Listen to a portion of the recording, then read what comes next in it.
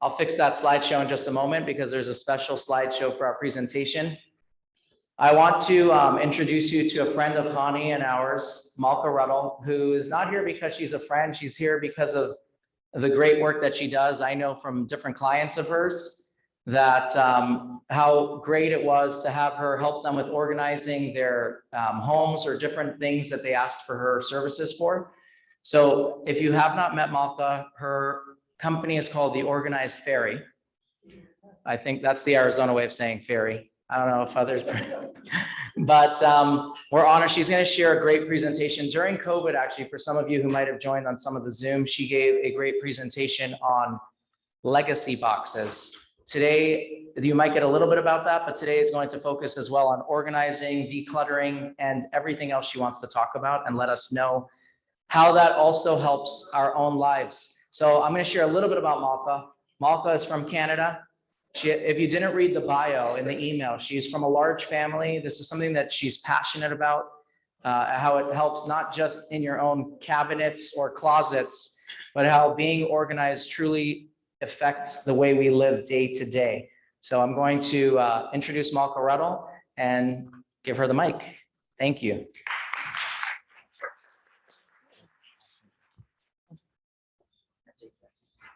Okay. We're just going to wait a sec. Okay. Yeah, we're on. Oh, you see me?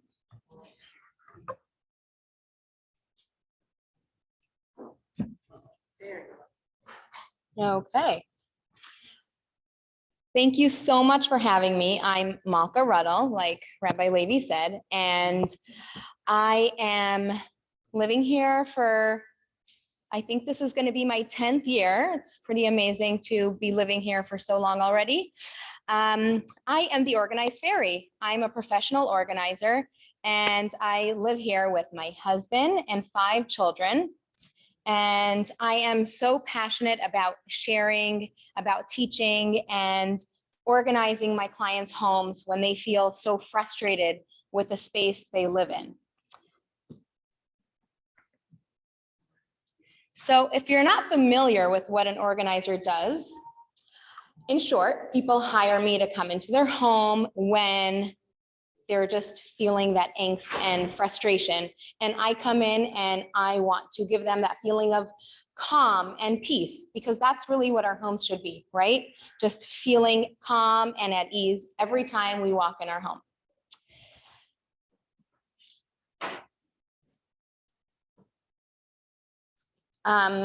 Actually, some of the services that I do provide are one-on-one home organizing. So I come into clients' homes and we go through different spaces in their homes. So that might mean a pantry, a kitchen, a closet, maybe a home office. I have a service called Concierge Moves. So I help people when they are moving from one home to another. Whether that means decluttering before the move, because we don't want to move with things that we don't actually need, and also helping them set up their new home. And I also give organizing workshops like I am today. And these are just a couple of my favorite spaces I like to organize. I love kitchens, playrooms, and then just doing an entire home setup.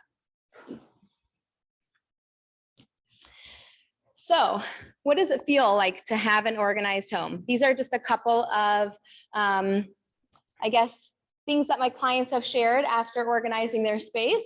So I love opening my cabinets and looking inside and showing it off to my friends, right? Isn't that fun?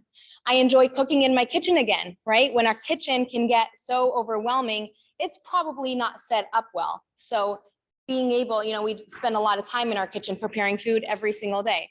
So that's a great thing to have.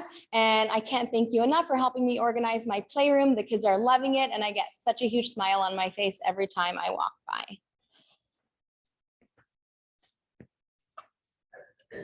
So what are the benefits of organization?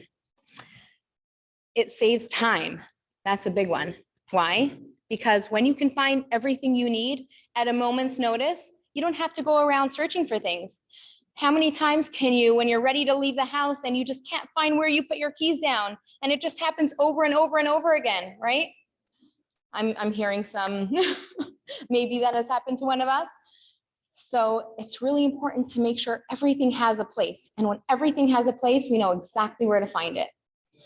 It's a money saver. When we see what we have, then we don't have to buy things in duplicates, right? When so many times when I'm organizing a pantry, for example, and we pull everything out of the pantry, all the cans and jars and pastas and rice. And so many times I hear from my clients, I had no idea I had so much of that, right? Because things get lost in the back. It happens to all of us, it does. But it is definitely a money saver. It's a sanity saver, right? Did I tell you that we find what we need quickly? It saves our sanity when it makes us just not get that feeling of going crazy. It's very calming. You get that feeling of calm every time you walk into your home, and it feels like a home. It feels like a place that you want to spend time in, that you want to bring over, invite your friends and family into your home. And it provides closure. There are so many things that we might have in our life that there is an emotional attachment to it, right? There's something significant about that item that's just emotional, and there's a history, and we have a hard time getting rid of things like that. I would say in those kind of cases, it's probably helpful to hire a professional or have someone help you, because it's really easy to get stuck. But there are ways of going through these things and kind of thanking them for the time that they spent in our life and what they serve us. But we want to make sure that we're not holding on to these things forever and ever, because then they're just taking up too much space in our life and they don't give us the space we need for other things as well. And if there's anything else you can think of, other benefits, feel free to share. So there are people that look at organizers and say, I don't want one of those. They're going to tell me to get rid of all my stuff. Raise your hand if you think that. That's, a couple. I was going to say that's good, because I actually don't do that. That's not my approach at all. I love to get my clients to keep what they love, right? Let's just turn it around a little. When you choose to keep the things that you love, then the other things are easy to let go of, that you don't really need, that you don't really want anymore, that are holding you back. So some of the things that I like to do with my clients when we kind of go through a space is to ask them a few questions to help them pick what it is that they love, right? So I might ask them, when was the last time you used this? Now, it's not necessarily a given that based on the last time you use something that you need to get rid of it, right? Because maybe that turkey pot, roasting pot that you only use for Thanksgiving is only used once a year. That's okay, it has a purpose, right? But it's just something to keep in mind when you realize that maybe something you're really not using often, you really don't use much anymore, might be something to let go of. You can pick up the item and touch it and feel it, and you're going to get a feeling of either anxiousness, right? Or you might feel happy and joyful and be like, when I do this with my clients, I can instantly tell if this is going to be an item that we're going to keep or we're going to get rid of, because our objects speak and they tell us something. And when we feel it, when we touch it, it creates an emotion, right? Another thing I like to ask them is, if they were shopping right now, would you buy this again? That might even be a piece of furniture. It might be clothing, right? Maybe the styles have changed and we find we're not really gravitating towards that anymore. So just asking yourself these kind of questions when going through a space will really help you determine what is a keeper and what is not. Maybe you have something like something that's broken, right? And you're like, I got to get that fixed. Maybe that if it hasn't happened in a while, that might be an indicator that you can live without it, that it's okay to let that thing go, right? maybe it really just needs a quick fix and you can, you know, pass it on and someone else will take the time to fix it because they really need it, right? And something I know that's hard for all of us probably to deal with is when we receive gifts from people, right? Someone gives a gift. That's definitely where there's an emotional attachment to things, whether it's from a child or maybe our grandkid made something for us or whatever it is, or a dear friend gave something to us. But if we don't need that item and it's just collecting dust and creating clutter in our home, we do not have to keep it because we are the receiver of the gift. And when we receive the gift, then that's it. It's in our hands. We can do whatever we want with it. So I'm here to tell you that you have permission to let go of gifts that people give you. Okay, so when we're organizing any space it is, we want to kind of pull things out of the space that we're organizing. So let's say it is a closet. Everything from all the shelves, from all the racks. And we are going to go through item by item, and we're going to make 3 categories, right? We're going to keep the things that we want, and those are the things that we're going to put back. And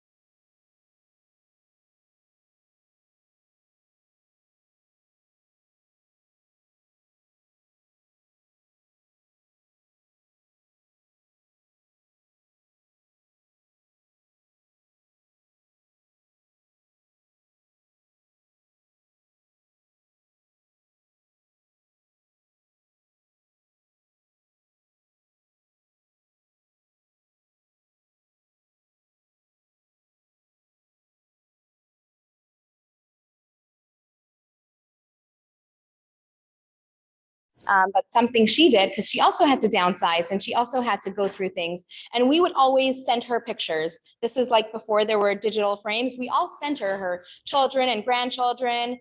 We sent her pictures of our families as we got married and, you know, our own growing families. And she has a lot of us. So you can imagine the amount of photos she got. So what she did was she divided them by family and she sent them all back to us. And at first it was like, are you kidding? You're sending us back these pictures? Like, I have them already, you know, you're sending us back pictures that we gave you. But she was like, this is something I need to do. And we respected that. We understood, like, how much space does someone have? You know, there has to be certain things that you could let go. And we got her a digital frame that is connected to an app. So it was really easy. Now I just send her pictures from my camera roll of my kids, and it's just rotating pictures all the time. And it's just a really nice way of, you know, just letting go of some of the things that might be holding us back. And I just want to add, it is okay to throw out pictures. It is okay. I hope no one's gasping too much, but it's fine.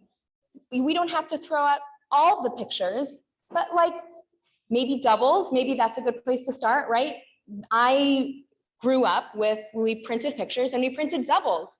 No need to keep doubles because we are the ones that end up having them, right? We had all the plans in the world to share them with send them out to family and friends. It didn't end up happening, right? So maybe that's a good place to start.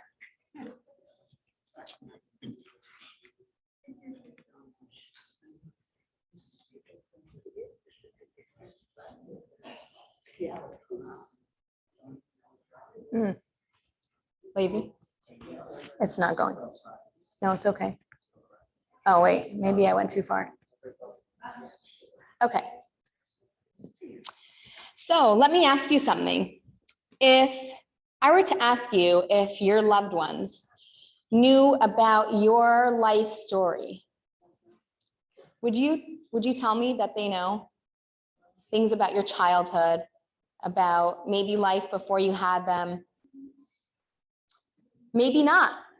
And so I'm here to share with you about something that I think could really enhance your life.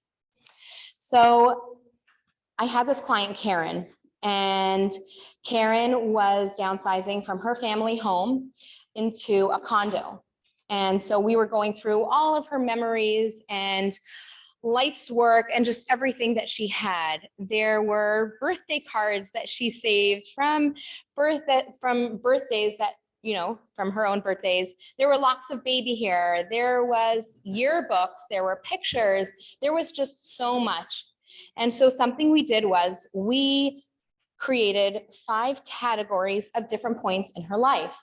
And we got 5 bins together.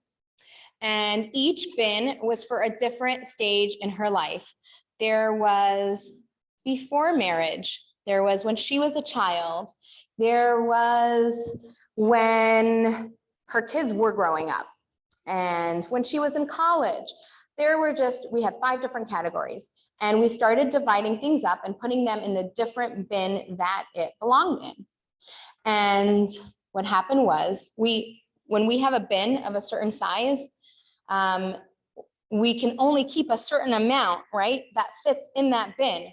So as an organizer, this is why it's helpful to keep things like that, because it kind of keeps us in check of like what we are keeping and what we are saving.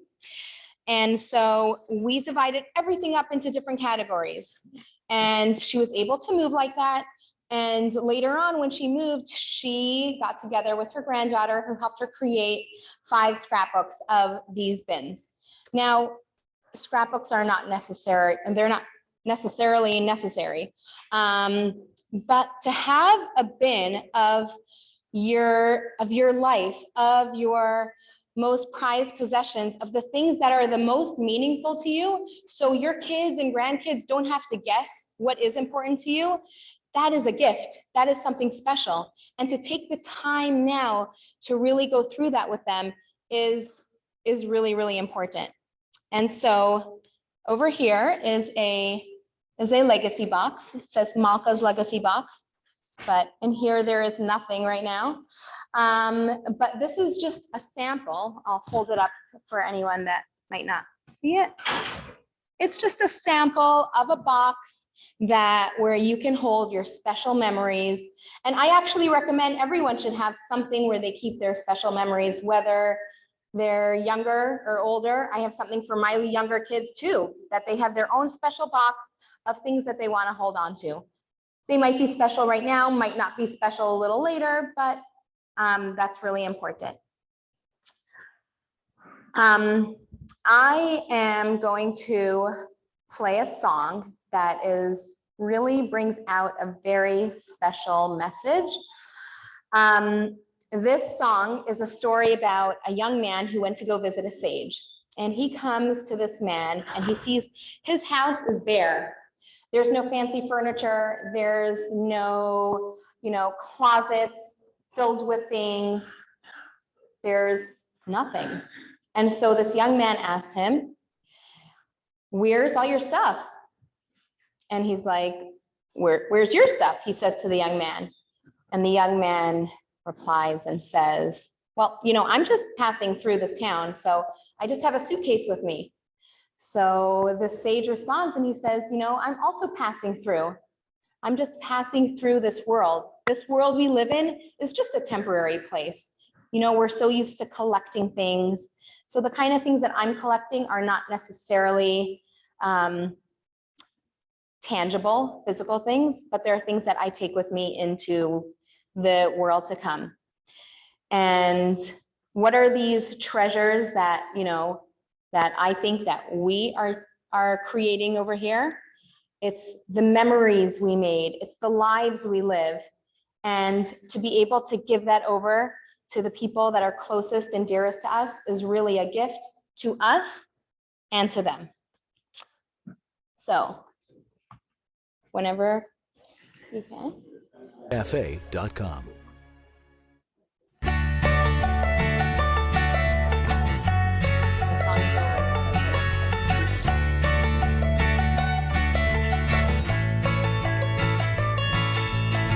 Traveled halfway across the world to see a sage. He lived like such a poor man in this day and age. I said, where's your leather couches? Where's your golden chandelier? Where's your walk-in closets for all the stuff you could wear? Well, all you got's that suitcase, my friend, ain't that true? I said, yeah, but you know that I'm just passing through. And that's when he said, I'm just like you. I'm just passing through, just like you. My heart wants to feel something that's real, and my mind hopes to find treasures of another kind. And if you had my eyes, you'd see a palace for you and me. Although you've been forever living in this town, people say he never really settled down. They say, where's your leather couches? Where's your golden chandelier? Where's your walk-in closet for all the stuff you could wear? The neighbors talk, but they don't understand. The things he's collecting you can't hold in your hand. Like he said, I'm just like you. I'm just passing through, just like you. My heart wants to feel something that's real, and my mind hopes to find treasures of another kind. And if you had my eyes, you'd see a palace for you and me.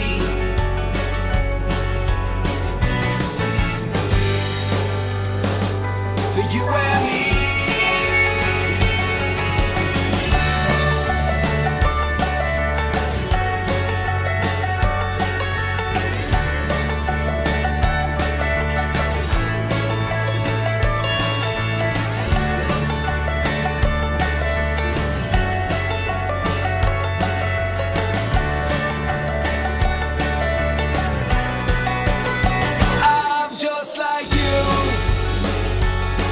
Just passing through, just like you. My heart wants to feel something that's real, and my mind hopes to find treasures of another kind. And if you had my eyes, you'd see a palace for you and me.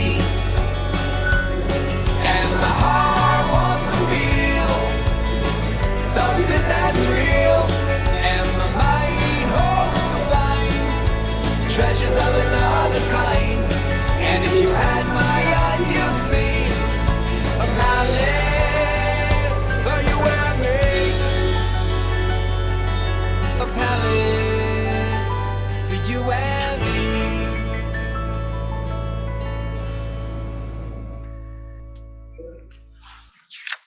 Okay. So I hope you enjoyed that. I like to end off my presentations with a habit forming activity. Everyone has a handout, and these are kind of just like suggestions of things that you can do to create maybe better habits. Maybe there's something that stands out at you that you really, connects with you. So I always say that anyone can become an organizer. Anyone can become more organized. It's just about creating those habits. So I am going to read through them with you. And if there's something that resonates, then you can leave here and say, I'm going to try that at home. That's something that I think I can do. Number 1, rise and shine. Make your bed as soon as you get out of it and open the shades to let the sunshine in. Discover the magic of habit. With little effort on your part, your room will always look orderly. Number 2, lighten the morning load. Wash your dishes in the evening, and walking into a clean kitchen has never felt so good. And it's true. 3, establish routines. Create systems for areas in your life that are not functioning optimally. For example, maybe choose 1 day a week to do your shopping, and I'll just add in, instead of like maybe every other day thinking like, what am I going to make for dinner or something like that, right? So we want to make sure that we're just doing it all in 1 day. Laundry, never be overwhelmed with laundry again. Try this winning approach. Always keep your laundry pre-sorted so that tossing in a load will be easy. Number 5, work. Create a designated workstation. Keep all the essentials that you will need there. Number 6, mail sorter. Sort through your mail right when it comes into your home. Throw out the junk mail right away. Now you have less to sift through. Number 7, the timer, your best friend. Set a timer as you do a task. It will help you realize how little time each task takes. It also keeps you focused, saves you time, and shows you how incredibly capable you are. Beat the buzzer and feel like a winner. I'm sure we all have those tasks at home that are like annoying, we hate to do, and usually we push them off, not realizing that we're spending more time and energy on it than it really if we just do it. So I like to do that with laundry. I just look at the time and I'm like, okay, in 10 minutes, I want to be done.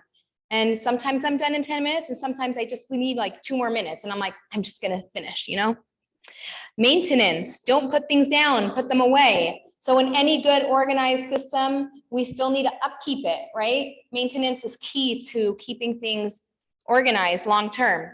So you have something in your hand, instead of just putting it down here for now, put it away where it belongs. Number 9, a place to write it all down. Have a place to write down your meetings, your ideas, and all your to-dos. And number 10, treating yourself right. Healthy meals and an early bedtime will have you feeling like the winner you are. You deserve it. My contact info is on the bottom, and it's fine. I was just going to say, no, it's okay. I was just going to say, if anyone has any questions, I'm happy to answer.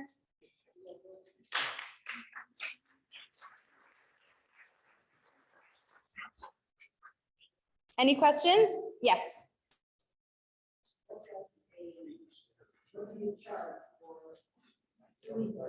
Good question. So I charge per hour, and my fee is also based on how many organizers I come in with. So I actually have a team that comes with me on projects, depending on how big the project is.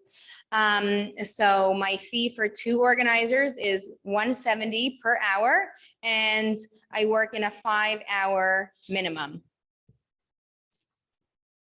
Yes. Where would you suggest to keep things like your will, those kind of things that you want someone to be able to get a hold of right away? Good question. I would think you're saying passwords and things like that? Accounts, Right. I would think that maybe a good place would be like a fire safe box, like a safe, right?